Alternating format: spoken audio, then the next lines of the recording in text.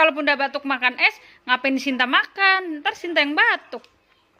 Batuk Bunda. Batuk kenapa? Batuk kenapa? Batuk Bunda. Ini Bunda. Bunda nggak boleh. Jadi menurut Sinta Bunda nggak boleh makan es gitu. Ntar takutnya jadi batuk. Berarti kalau Sinta makan es, Sinta yang batuk dong. Berarti itu esnya buat Bunda aja. Abi ya Bunda. Nggak boleh. Bunda nggak boleh makan es. Emang Iya Bunda. emang kenapa kalau makan es Bunda? Batuk Bunda. Batuk. Nah, terus ngapain Sinta? Ngapain Sinta makan es? Ntar Sinta batuk. Kan Sinta sendiri. Abi ya. Terus kan Sinta sendiri yang bilang kalau makan es batuk. Abi ya.